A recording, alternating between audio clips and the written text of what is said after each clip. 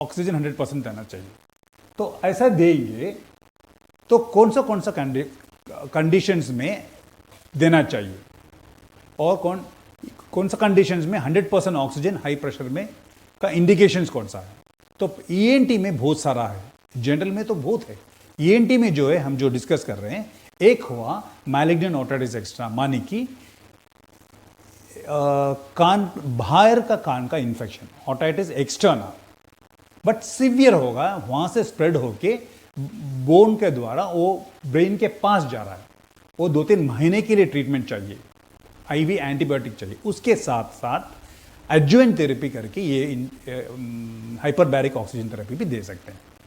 दूसरा हुआ एक साइड का कान का हियरिंग कंप्लीटली चला गया, उसमें स्टीरॉइड्स दे दें, उसके साथ में ये भी दे सकते। ऐसा बहुत ढेर सारा इंडिकेशंस है, मैं सिर्फ आपको मेन 1-2 बता रहा हूं। इसका बेनिफिट्स क्या क्या है जब हम 100% ऑक्सीजन दे रहे हैं और 2.4 एटमॉस्फेरिक प्रेशर में दे रहे हैं। तो क्या होता है कि WBC जो बॉडी गार्ड्स है, बॉडी का जो इन्फेक्शन के अगेंस्ट फाइट करता है, उसका फाइटिंग कैपेसिटी बढ़ जाता है। वैसा ही एंटीबायोटिक जो इंजेक्ट कर रहे हैं उसका इफेक्टिवनेस भी बढ़ जाता है। और जिसमें जब ऑक्सीजन कम है बीमारी की वजह से, तब 100% ऑक्सीजन देते हैं तो क्या होता है कि जो भी आर्टरी, मतलब जो ट्यूब ऑक्सीजन लेके जाता है, जो आर्टरी बंद पड़ा हुआ है वो खुल जाता है, क्योंकि उसको न्यूट्रिएंट मिल गया, ऑक्सीजन मिल गया, और नया न्यू ब्लड वेसल्स फॉर्म होता है। तो क्या होगा, जहां जहां ब्लड वेसल नया फॉर्म हो गया, उधर उधर ऑक्सीजन पहुंचता जाएगा। जहां जहां ऑक्सीजन पहुंचेगा तो उधर सेल में एनर्जी फॉर्म होगा। इसलिए तो ये हुआ बेनिफिट। ऐसा ढेर सारा बेनिफिट है, मैं आपको सिर्फ 1-2 मेन इंपॉर्टेंट बेनिफिट्स बता रहा हूं। तो इंडिकेशंस तो हमें देख ली। हाइपरबैरिक ऑक्सीजन थेरेपी, नॉर्मली हम जो सांस लेते हैं उसमें 21% ऑक्सीजन होता है, और जो एटमॉस्फेरिक प्रेशर है वो नॉर्मल एटमॉस्फेरिक प्रेशर है। ऐसा कुछ बीमारियां हैं और कंडीशंस है और डिसीजेस है जिसमें हमें 100% ऑक्सीजन चाहिए और प्रेशर ज़्यादा चाहिए।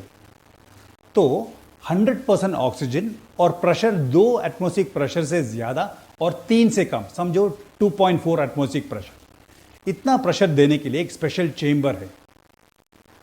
ये इस ट्रीटमेंट को हाइपरबैरिक ऑक्सीजन थेरेपी बोलते हैं। तो इसका बेनिफिट्स क्या है? इसका बेनिफिट ये है कि नॉर्मली 21% जब ऑक्सीजन ब्रीथ करते हैं, ये ऑक्सीजन लंग्स से सेल तक पहुंचाने का काम हीमोग्लोबिन करता है। हीमोग्लोबिन किधर है? रेड ब्लड सेल के अंदर है, आरबीसी के अंदर। ये हुआ नॉर्मल। जब हम प्रेशर बढ़ाते हैं, 2.4 एटमॉस्फेरिक प्रेशर करते हैं, तो उसके साथ में 100% ऑक्सीजन देते हैं, क्या हुआ कि एक्स्ट्रा जो भी ऑक्सीजन है ये सब प्लाज्मा में घुल जाता है।